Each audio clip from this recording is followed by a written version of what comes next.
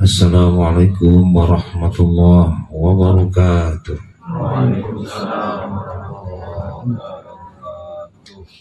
Alhamdulillah wa bihi nasta'inuhu ala umuri wa dunya wa din. Wassalatu wassalamu ala asrafil anbiya'i wal mursalin Sayyidina Muhammadin wa ala alihi wa ashabihi ajma'in, amma ba'du.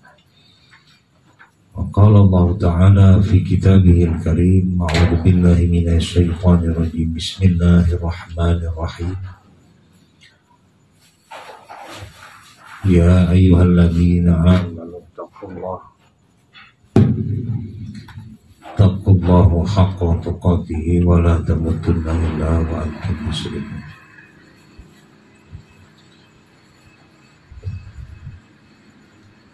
Wa qala Nabi sallallahu alaihi wasallam, an ta'budallaha ka'annaka tarahu fa illam takun tarahu fa innahu yarak. Sadaqallahul azim wa sadaqa Rasulullah sallallahu alaihi wasallam.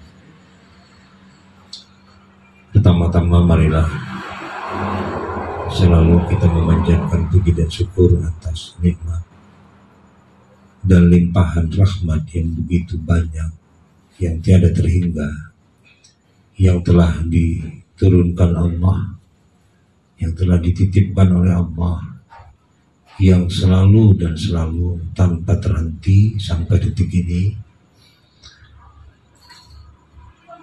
sehingga kita bisa terus menikmati nikmat-nikmat yang telah diberikan Allah itu.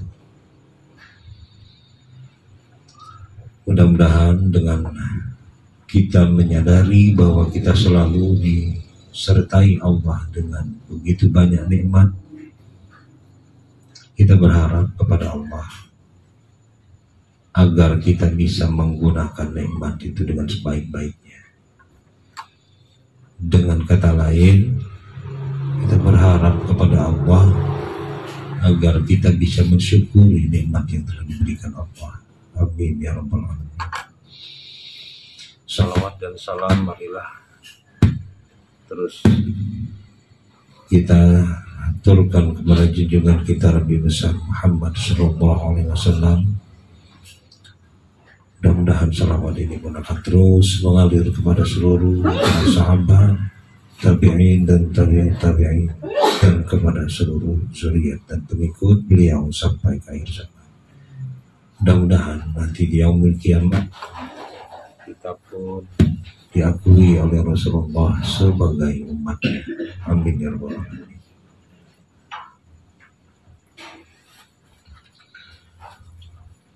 Baiklah,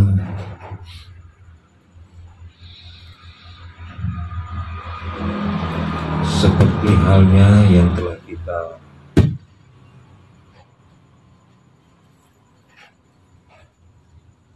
telah kita ketahui kemarin, sedikit tentang rangkuman perjalanan rohani.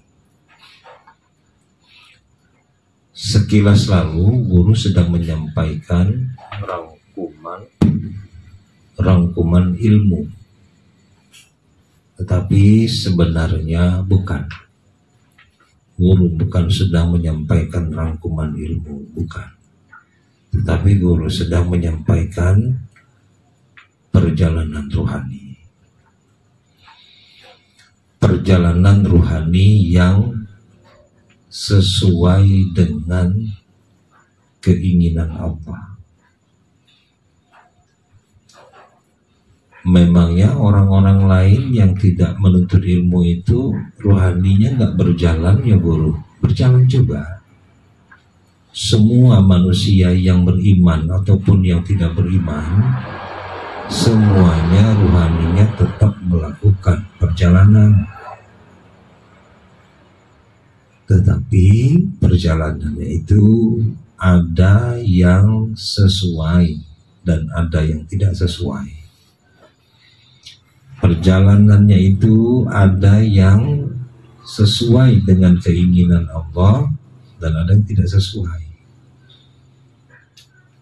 Nah, pertanyaannya, bagaimana supaya perjalanan rohani atau hidup kita di dunia ini supaya sesuai dengan keinginan Allah?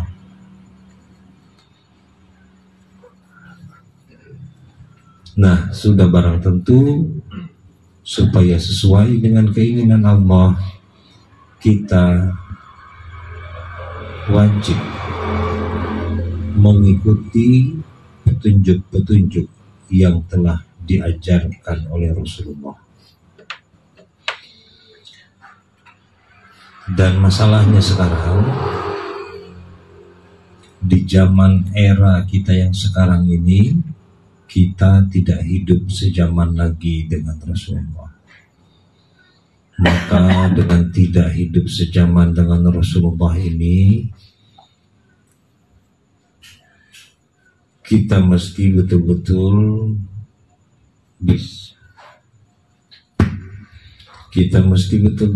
bisa melihat mana jalan yang sesuai dengan yang diajarkan Rasulullah.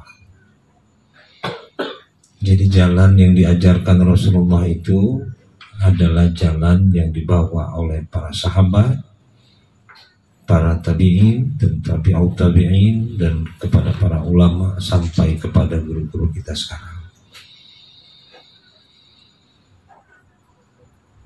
Jadi salah satu bagaimana caranya kita untuk menghargai, bagaimana caranya kita untuk mensyukuri, bagaimana kita ingin mendapati perjalanan yang baik, perjalanan yang berkah. Tentu kita jangan keluar daripada garis yang sudah disebutkan tadi. Garis kita untuk melakukan perjalanan yang sesuai dengan keinginan Allah di era kita sekarang adalah kita mengikuti petunjuk-petunjuk yang diajarkan seorang guru. Karena itulah sejatinya yang kita miliki sekarang. Kenapa guru tidak langsung kepada Al-Quran dan hadis?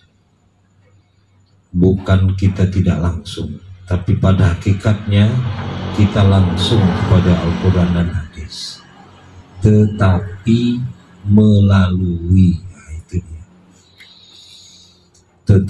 melalui jalan yang telah ditentukan oleh Rasulullah.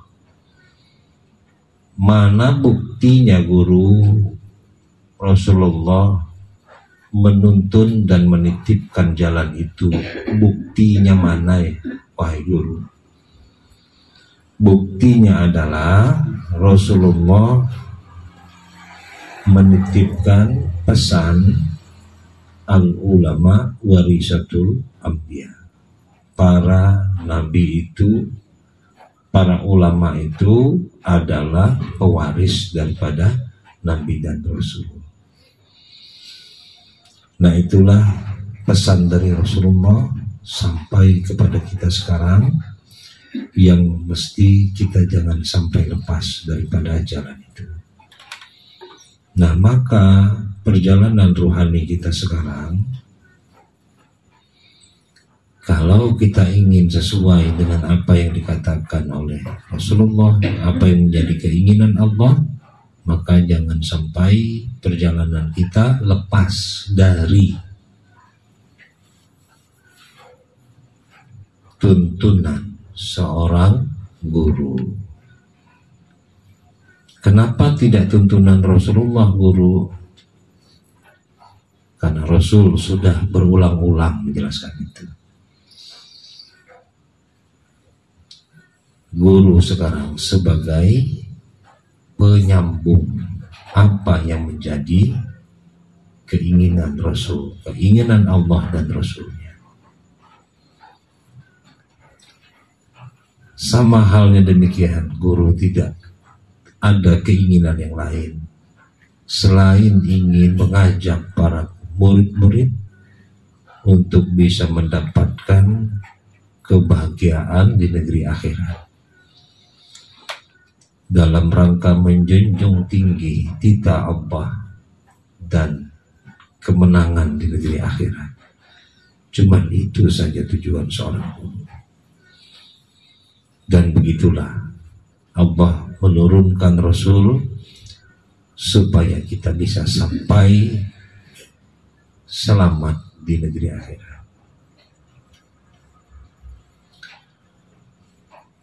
Maka perjalanan yang sudah kita rangkum kemarin, melalui perjalanan menuntut ilmu sampai kepada kita diperintahkan untuk mengenal Allah. Nah, mengenal Allah ini adalah perjalanan kita di dunia sekarang ini. Karena begitu tadi di alam ruh atau alam insan, kita tidak perlu mengenal Allah. Kenapa guru kok nggak perlu mengenal Allah? Kenapa mesti mengenal Allah? Kan kita sudah kenal. Yang perlu disebut mengenal itu apabila belum kenal. Maka di dunia ini proses daripada perjalanan rohani kita tadi adalah untuk kembali mengenal Allah. Tolong sekali lagi dengarkan baik-baik. Inilah sesungguhnya faktual perjalanan rohani kita yang sebenarnya. Kita dituntun oleh para ulama dan para guru-guru kita untuk mengenal Allah. Karena begitu kita sampai ke dunia ini, semua apa yang kita lihat dan yang kita saksikan serta kita kenal tadinya di alam roh, semuanya tertutup, semuanya terhijab.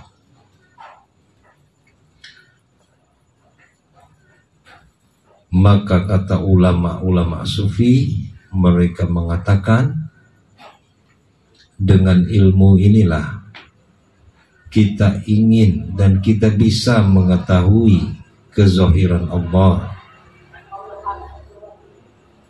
Dengan ilmu inilah kita bisa mengetahui kezahiran Allah.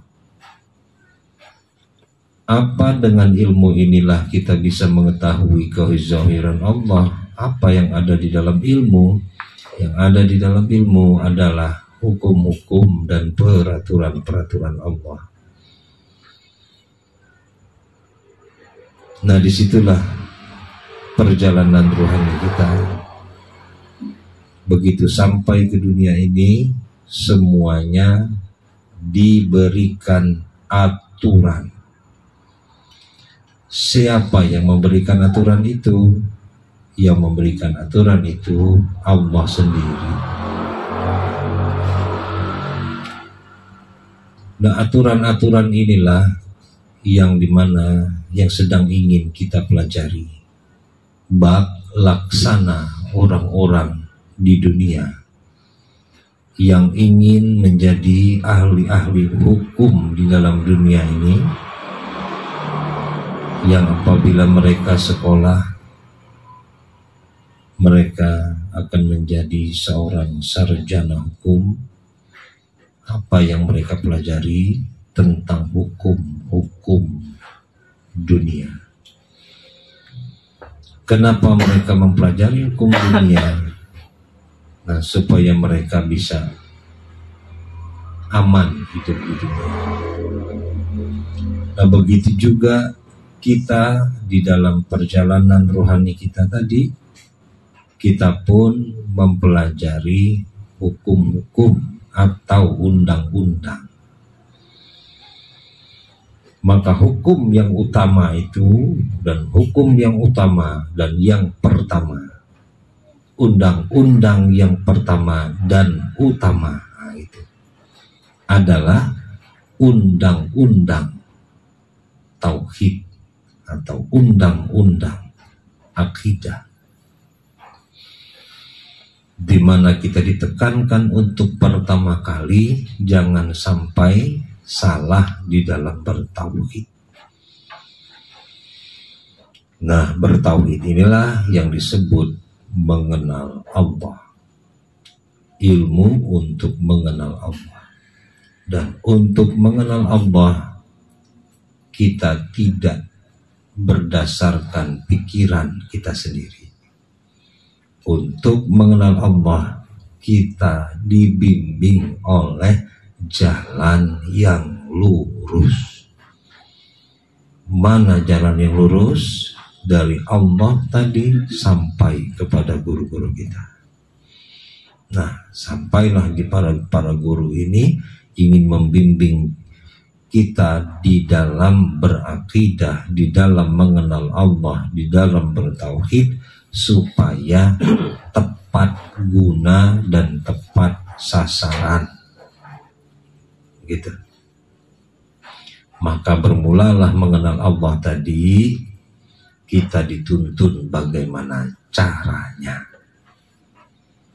Jadi disebut cara-cara ini bukan cara kita sendiri, tetapi cara yang telah diajarkan oleh para ulama dan para guru-guru kita, yaitu dengan sebuah dasar atau dalil untuk sebagai referensi kita atau dasar kita mengenal Allah tadi, yaitu dengan sebuah hadis, man arafa nafsahu faqad arafa rabbah. Barang siapa yang kenal akan dirinya, niscaya kenal akan Allah. Nah, bagaimana mengenal Allah ini? Nah, rohani kita ini dituntut di dunia. Ingat sekali lagi, ini di dunia. Rohani kita dituntun bagaimana mengenal Allah, yaitu sesuai dengan sabda Rasulullah, talabul ilmi faridatun ala kulli muslimin wa muslimat. Jadi untuk ilmu itu diwajibkan atas mukallaf laki-laki dan perempuan. Jadi dengan jalan menuntut ilmu inilah ruhani kita dituntun untuk bisa mengenal Allah. Nah, terakhir kemarin sampai di mengenal Allahnya itu di hukum akal. Maka dengan kita mengetahui hukum akal, dua wajib mustahil harus itu, ya, itu sengaja saya baru ingat, ya, jadi sengaja saya percepat.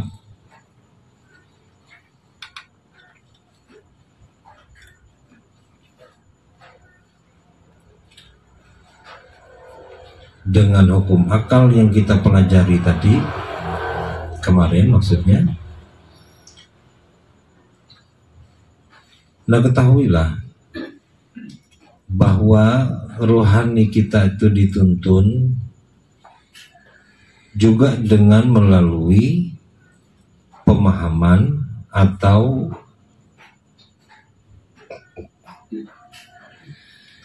melalui akal sehat kita. Maka disebut akal sehat tadi, maka akal tadi supaya baik, supaya sehat, selalulah dilingkupi. Nah, itu bahasanya, dilingkupi dengan undang-undang.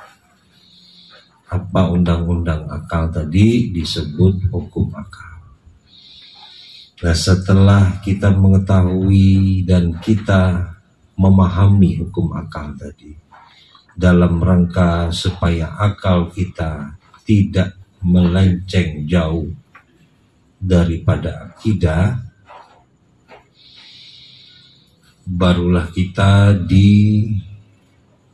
direkomendasikan untuk mengetahui 20 wajib, 20 mustahil, dan 1 harus. Apalagi ini guru, 20 wajib, 20 mustahil, dan 1 harus. inilah lagi-lagi ilmu yang ingin menuntun rohani kita supaya mengenal Allah melalui sifat 20. Terus lagi-lagi rohani kita diajak untuk menelangsa, untuk melanglang buana. Untuk apa? Untuk mencari sosok yang ingin dikenal dikala sudah ditutup oleh hawa nafsu dunia dan setan. Maka dikenalkanlah kita dengan satu sifat nafsiyah, agar ruhani kita tadi betul-betul bisa mengetahui dan menyadari, agar ruhani kita tadi bisa teringat kembali, nah begitu, bahwa sesungguhnya ada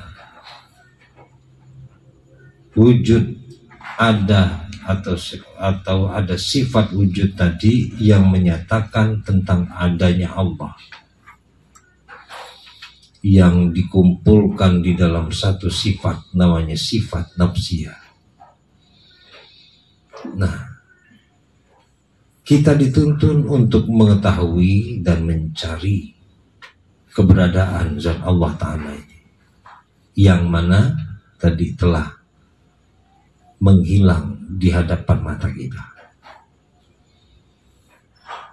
Maka ruhani ini sebenarnya begitu menghilang tadi, sebenarnya merasa gelisah dan merasa sakit serta merasa pedih. Cuman sayangnya kita tidak bisa merasakan kesakitan dan kepedihan ruh kita. Maka salah satu yang disebut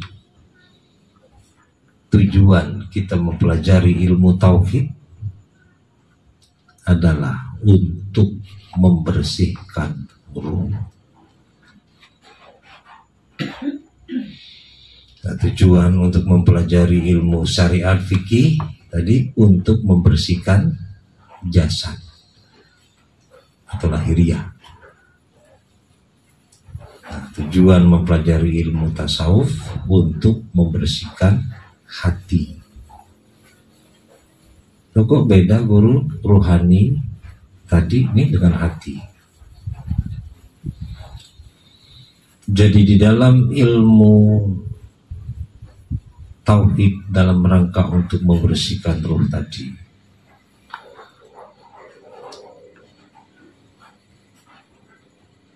karena keberadaan zat Allah Ta'ala yang ingin kita kenal tadi, yang ingin kita cari, sesungguhnya sudah ternodai di dalam perjalanan ini. Dinodai dengan bentuk-bentuk keinginan-keinginan hawa nafsu kita yang sangat-sangat berlebih. Dikala hawa nafsu kita selalu menginginkan akan segala sesuatu, ini menggelapkan akan mata hati, mengkaburkan akan pandangan kita kepada Allah Subhanahu wa Ta'ala. Begitu juga dunia dan atau yang disebut tipu daya dunia pun demikian, menggelap pandangan-pandangan itu. Maka mesti dibersihkan rohani tadi dengan ilmu tauhid ini, di mana hawa nafsu dunia setan tadi selalu memperdaya kita supaya kita terus melakukan kesalahan demi kesalahan. Maka ilmu tauhid ini ditemukan oleh Allah, dipertemukan oleh Allah supaya kita bisa menyelamatkan diri, daripada kesalahan-kesalahan kita.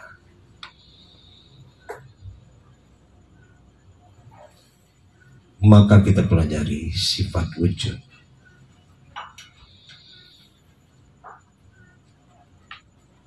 Di mana pandangan kita selama ini, pandangan yang telah mengelabuhi mata kita tadi, itu selalu melihat adanya dunia yang begitu gemerlap, sehingga apa yang ada di balik dunia itu kita tidak bisa lagi melihatnya. Kita tidak bisa lagi melihat dan mengetahui sebenarnya ada zat yang telah menciptakan alam semesta ini, yaitu Allah Subhanahu wa ta'ala. Tetapi atas kaburnya mata hati kita ditutupi oleh hawa nafsu dunia setan ini, maka satu poin telah terjadi kesalahan yang besar, di mana kita sudah tidak merasakan lagi adanya Allah Subhanahu wa ta'ala yang telah menciptakan alam semesta ini. Kita telah melupakan bahwa perjalanan yang ingin kita jalani ini tadi adalah perjalanan Tuhan. Kita sudah melupakan itu, dan kita sudah tidak sadar lagi, bahkan hilang ingatan. Maka dikala kita sholat tadi sudah sia-sia belaka. Kenapa guru mengatakan sia-sia? Karena barang siapa yang ia sholat tidak dia mengingat Allah, dia selalu mengingat akan hawa nafsu dunia setannya, maka sesungguhnya dia disebut telah lupa. Nah, apabila telah lupa, maka esensi sholat untuk mengingat Allah pun telah buyar.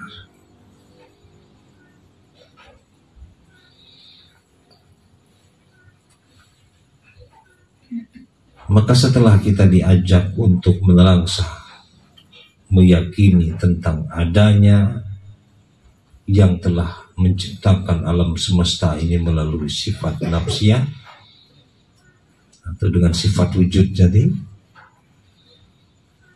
maka seterusnya kita dikenalkan lagi dengan bentuk-bentuk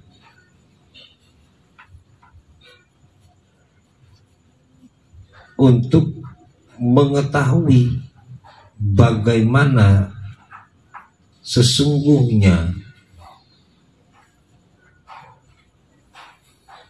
keadaan zat yang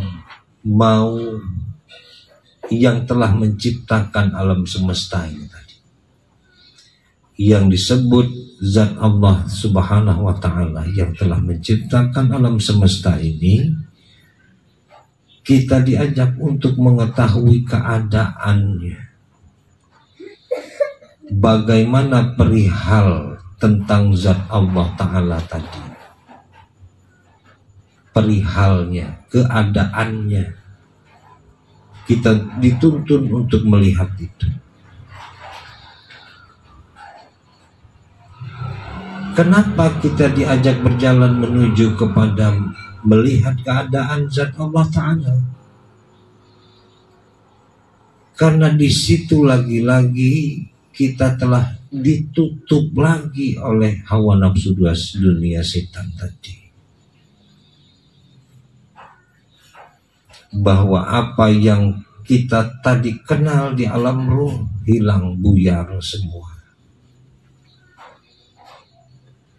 Nah, sementara begitu kita sampai di dunia ini, nah keadaan zat Allah Ta'ala tadi dikunci dengan ilmu ini, dengan martabat sifat salbiyah, bagaimana sifat salbiyah mengunci keadaan zat ini, yaitu tiada mewujud pada zihn dan tiada mewujud pada kharij. Dikunci keberadaannya tadi. Ya, sifat nafsiyah tadi di dalam sifat salbiyah dikunci martabat dengan tiada mewujud pada zihn dan tiada mewujud pada kharij. Kenapa guru dikunci? Supaya rohani kita dengan dikunci tadi, supaya bisa terbebas daripada hawa nafsu dunia setan. Ini yang selalu ingin terus mengelabuhi tentang hakikat diri zat yang mau kita sembah, yang akan kita sembah ini nanti.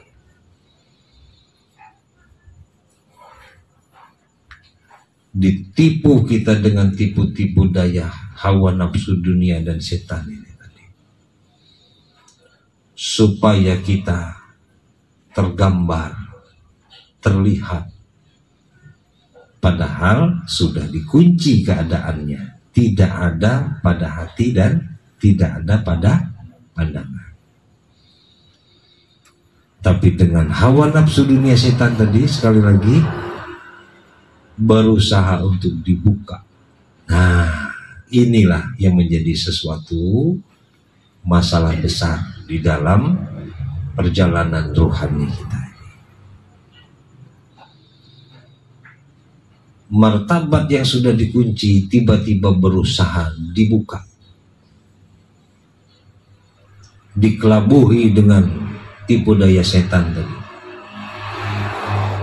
supaya zat yang mau kita sembah ini tadi jadi kabur.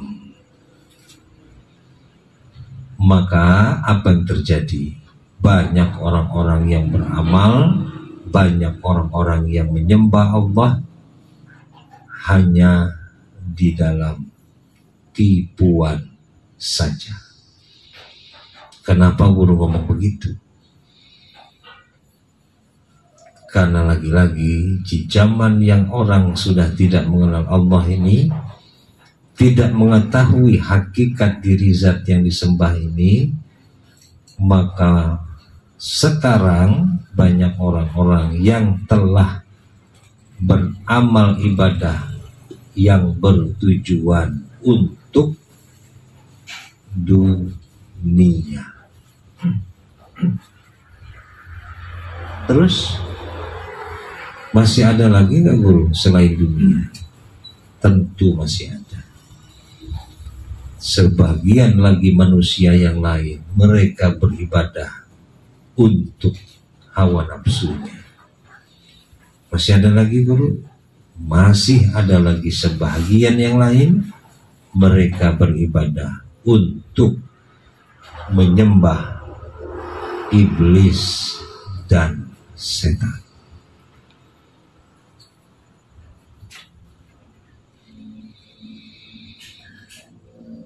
Dari mana guru tahu bahwa banyak sebagian manusia yang beribadah menyembah iblis dan setan? Itulah dikala mereka beramal ibadah tadi untuk menyatakan apa-apa yang menjadi keinginan yang diamalkannya tadi. Maka begitu itu terjadi, datanglah jin dan setan. Datang jin dan setan tadi untuk supaya kita tertipu.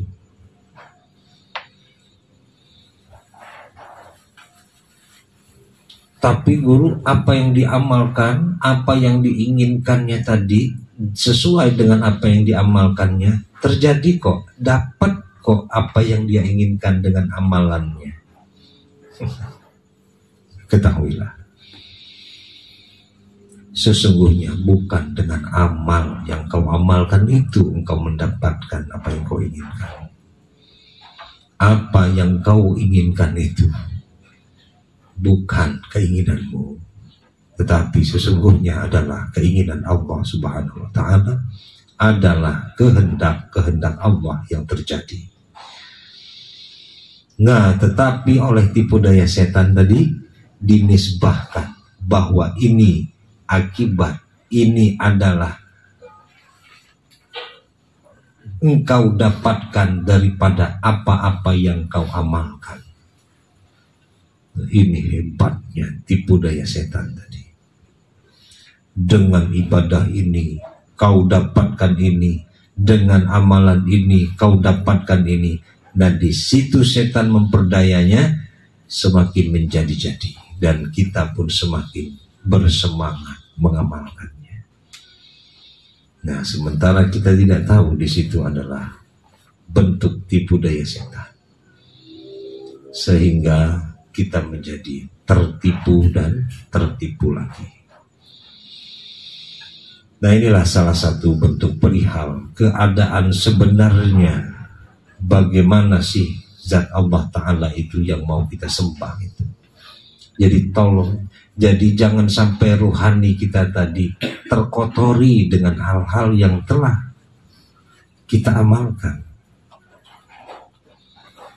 Jangan terkotori. Maka tujuan kita beramal tadi mesti bersih, mesti murni, bagaikan emas 24 karat. Jangan dicampur-campur dengan yang lain. Tidak layak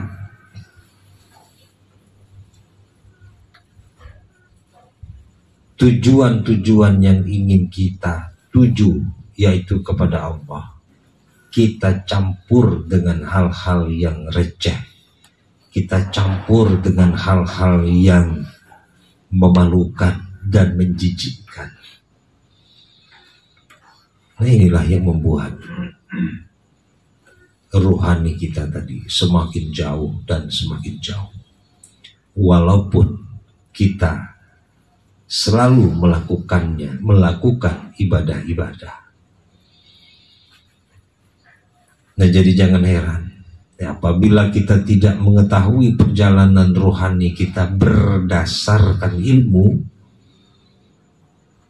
maka sesungguhnya perjalanan itu sudah tersesat.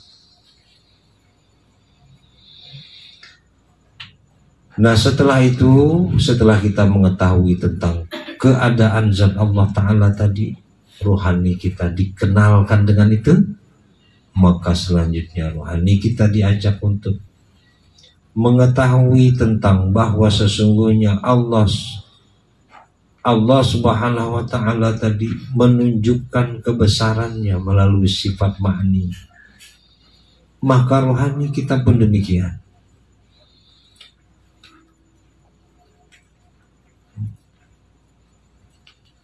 Ingin meyakini bahwa apa yang telah dilihatnya, apa yang telah disaksikannya tadi.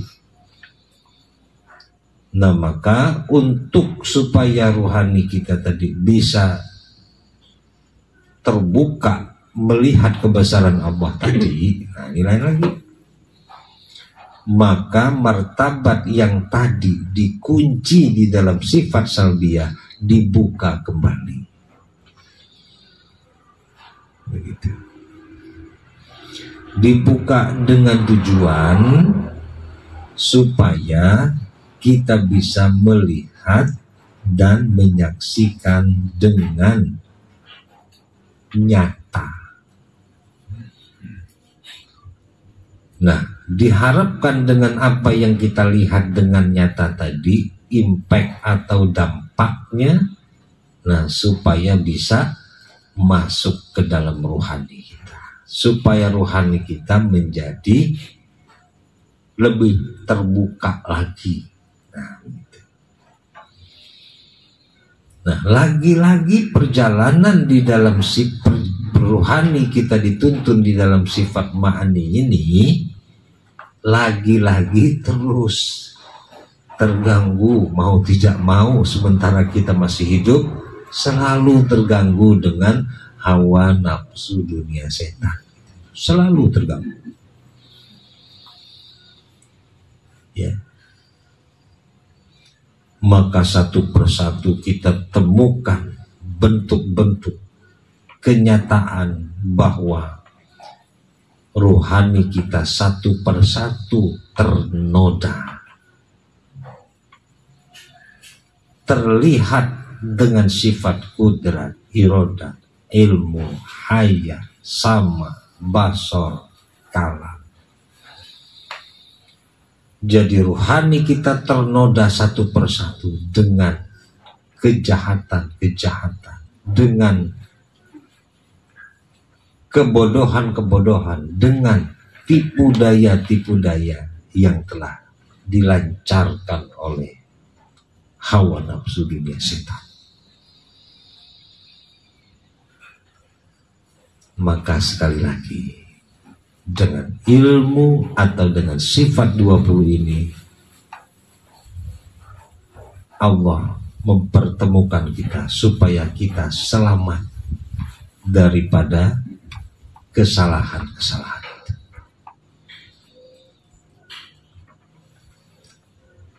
Dan selanjutnya sampai diperjalankan lagi kepada sifat maknawiyah. Demikian juga bahwa rohani kita tadi yang terbuka bisa melihat ada pada hati dan ada pada pandangan, dan dipertegas lagi oleh sifat maknawiyah. Jadi sifat maknawiyah ini sebenarnya bukan sifat yang berlawanan, beda.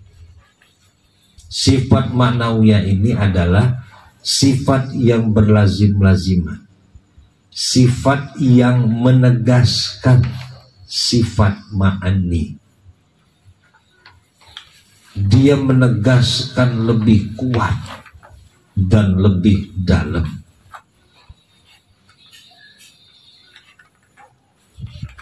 Maka kita butuh keyakinan yang lebih kuat di dalam meyakini sifat maknawiyah ini. Kenapa guru kok lebih kuat?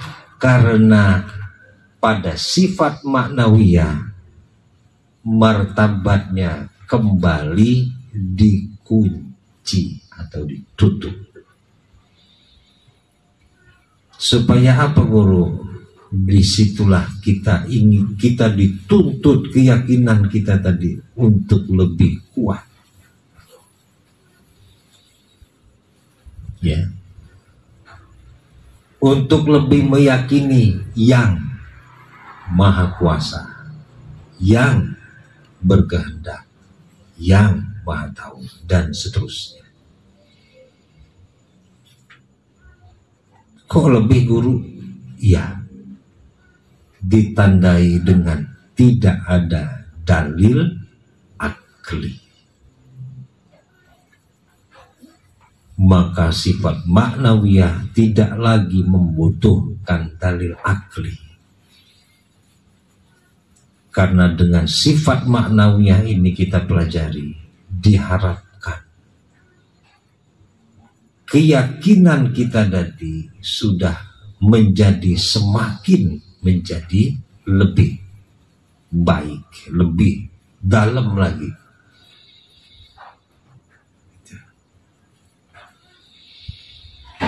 Dalam hal apa? Di dalam hal mengenal Allah ini. Artinya Allah itu yang kuasanya tadi Allah tunjukkan kepada para nabi dan rasul melalui mukjizat, melalui karomah, melalui ma'unah orang-orang yang saleh. Allah tunjukkan itu. Dan untuk meyakini mukjizat itu butuh keyakinan yang lebih dan tidak bisa dipandang dan tidak bisa tidak ada pada hati dan tidak ada pada pandangan. Ada pada hati ya, sifat maknawiyah. Ya, Ada pada hati dan tidak ada. Nah, artinya di sini betul-betul kita diharapkan keyakinan kita tadi lebih kuat. Karena tidak bisa dicerna oleh akal. Bagaimana mukjizat itu bisa terjadi, bagaimana karomah itu bisa terjadi. Tapi jelas ada dan terjadi. Nah, begitu. Terus siapa guru? Contohnya guru orang-orang yang mewarisi keyakinan di dalam sifat ma'ani ini. Dialah Sayyidina Abu Bakar As-Siddiq yang mewarisi keimanan yang luar biasa, yang dimana keimanannya itu dikumpulkan keimanan satu dunia ini itu belum ada secuilnya keimanan Abu Bakar As-Siddiq.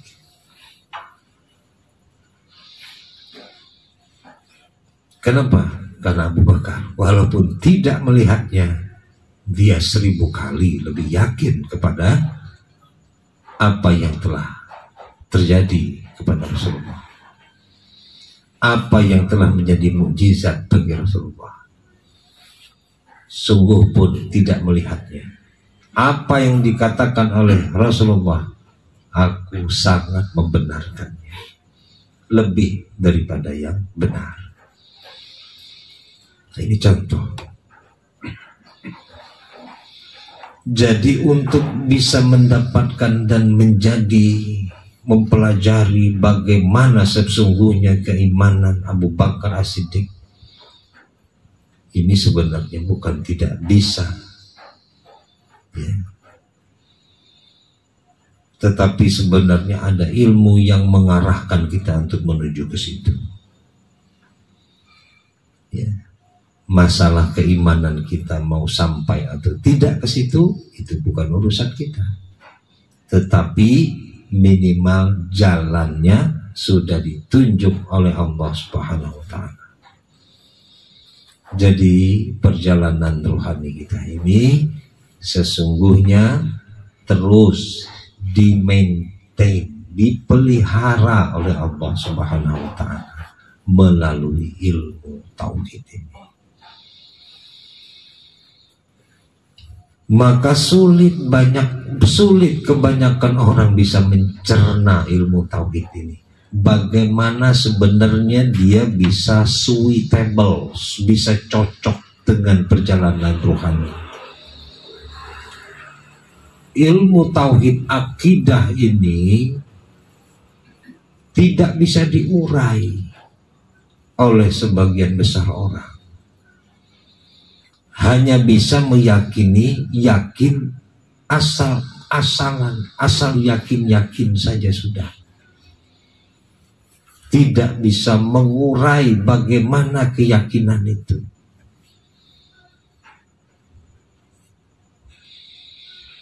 Maka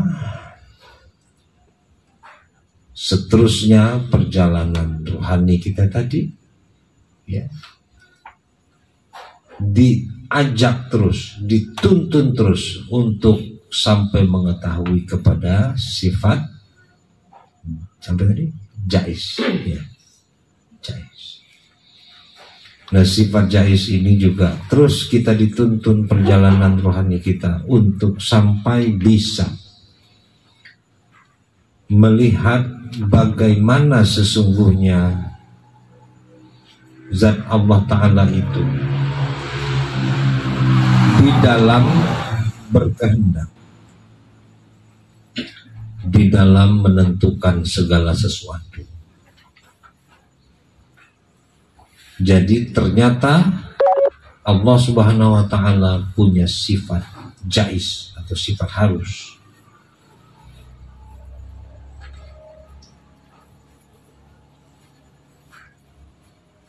Kenapa sih guru kok kita diajak belajar untuk mengetahui sifat jais?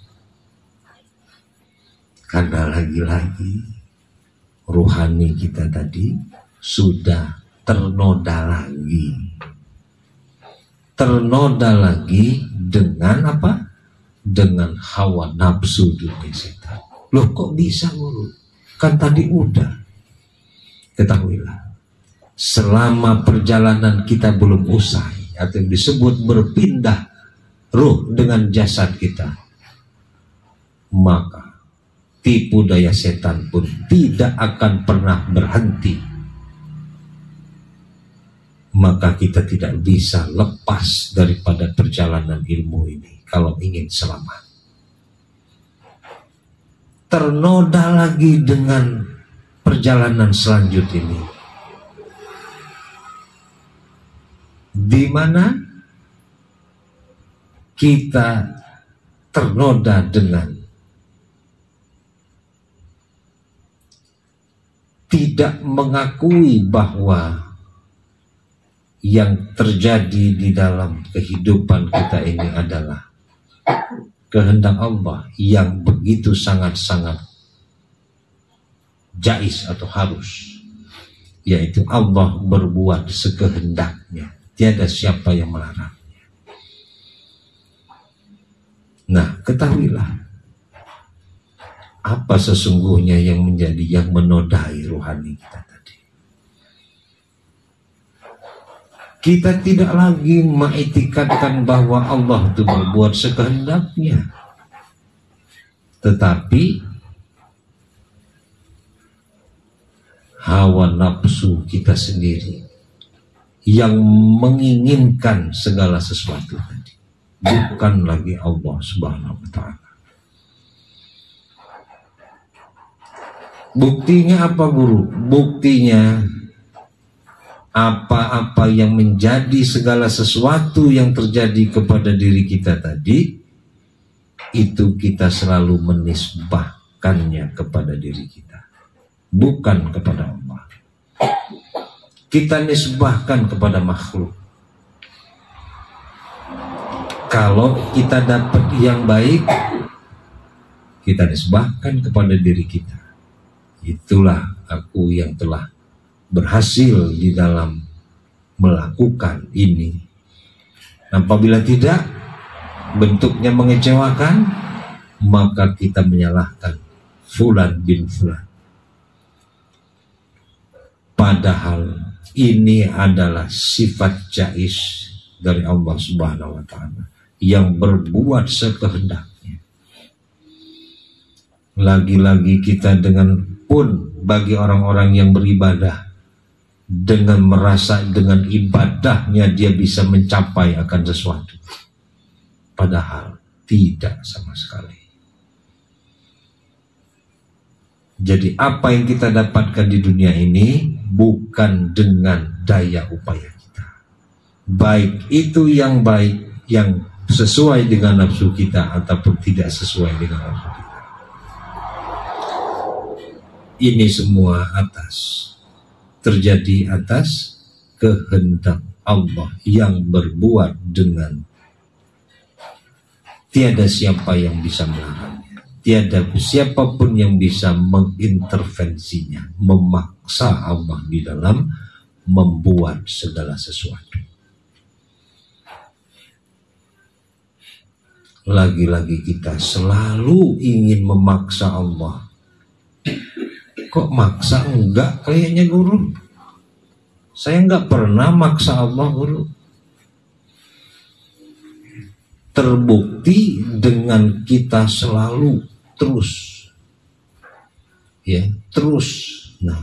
menerus merasa dengan amal-amal yang kita lakukan tadi bisa mencapai akan sesuatu.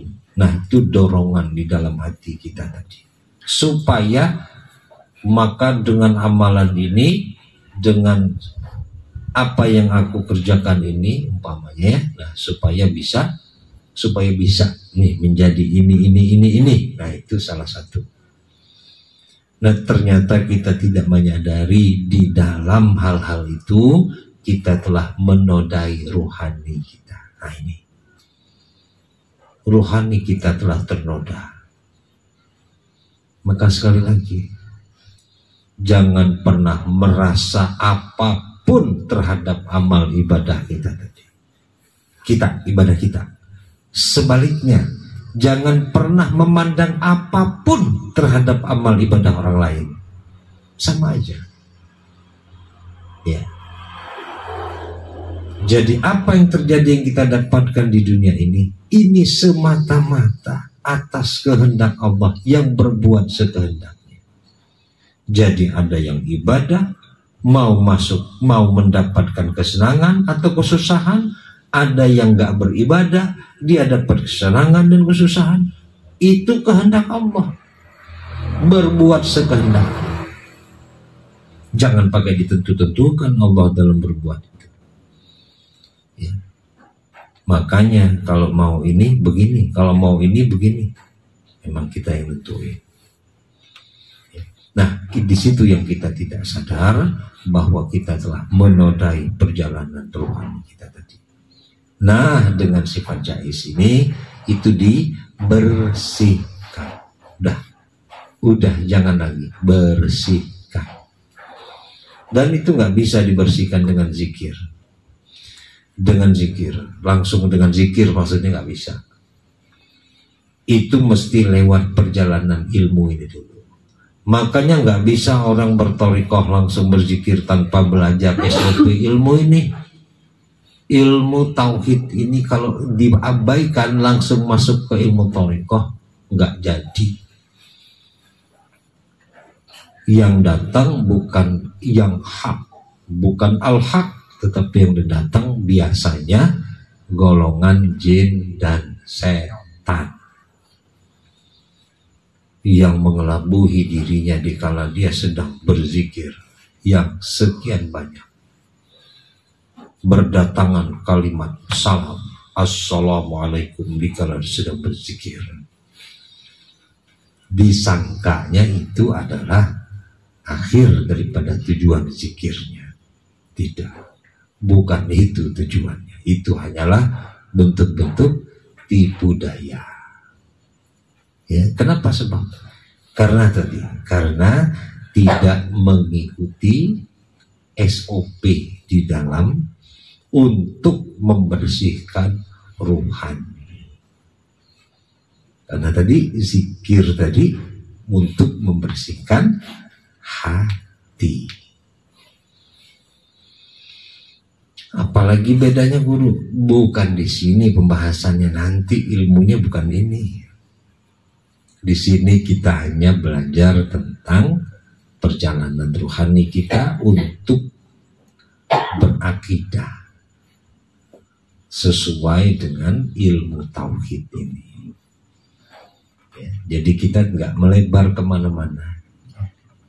Nah, disinilah jadi kita diajak terus rohani kita tadi berjalan selama masih di dunia ini supaya dalam rangka jangan sampai terkotori, ternodai. Nah, paham sampai di sini? Kenapa ilmu tauhid disebut membersihkan roh? Paham? Nah, sangat-sangat jelas. Terus bukan hanya jelas, sangat kontras. Tahu kontras? Kontras tuh kalau kita nonton TV itu sakit mata kita saking jelas, itu kontras. Jadi kalau nggak belajar ilmu tauhid ini, ternyata rohani kita sudah kotor, nggak jelas, kita nggak tahu. Boro-boro kontras, tahu aja enggak, boro-boro jelas. Nah itu. Jadi kenapa kejahilan-kejahilan itu semakin merajalela? Kenapa sulit disembuhkan penyakit hati? Gimana mau menyembuhkan penyakit hati? Sementara rohani kita tadi sudah banyak tertutup, banyak kabur, gelap. Nah, maka ketahuilah sekali lagi, inilah alasannya kenapa kita salah satunya mempelajari ilmu tauhid ini dalam rangka membersihkan rohani sudah dijelaskan begitu panjang dari awal. Jadi rohani kita ini betul-betul berjalan step by step, langkah demi langkah. Kenapa sih guru kok langkah demi langkah, panjang bener, banyak bener? Ya lihatlah kenyataannya. Banyak gak salahnya? Banyak gak? Apa cuman satu salahnya? Makanya yakin dong sama Allah. Jangan gak yakin. Oh salahnya cuman itu. Cuman gak yakin. Gitu. Enak bener sih. Kalau begitu Rasulullah sehari aja selesai. Ya, nggak usah pakai puluhan belasan tahun ngajar orang tauhid, mengajak orang berakidah. Karena apa? Ngeberesin kejahilan orang-orang di zaman jahiliyah. Itu jahiliyah di zaman kemarin itu luar biasa. Hawa nafsu dunia setannya merajalela, mengotori rohani kita tadi. Maka Rasulullah ngeberesin itu tadi, ya, berjuang selama 13 tahun, ya. Nah sekarang enggak. Kalau sekarang cuman hanya sekedar yakin Allah berkuasa, yakin Allah telah menentukan, memberikan rezeki dan lain sebagainya. Udah yakin. Ya kalau nggak dikasih sabar, udah gitu aja. Ya udah, sehari, 2 hari, 3 hari belajar tauhid selesai.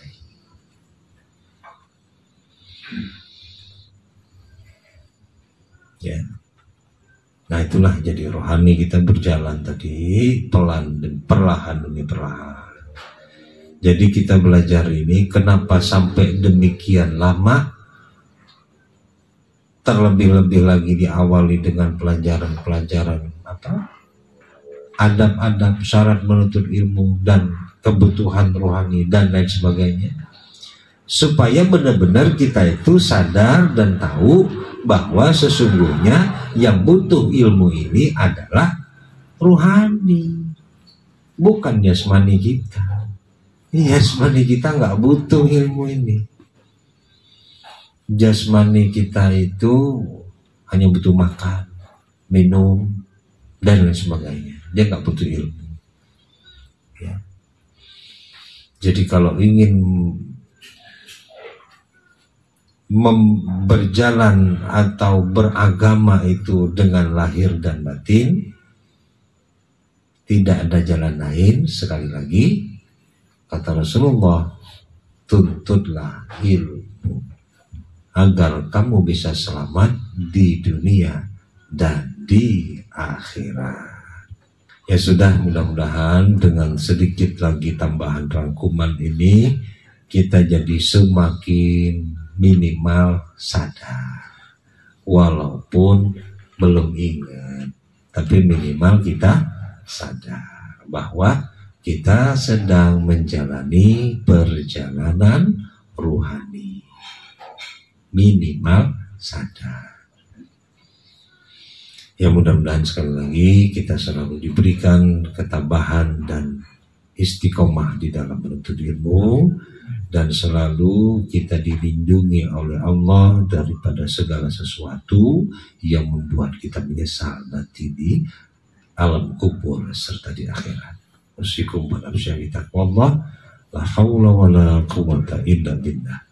Assalamualaikum warahmatullahi wabarakatuh.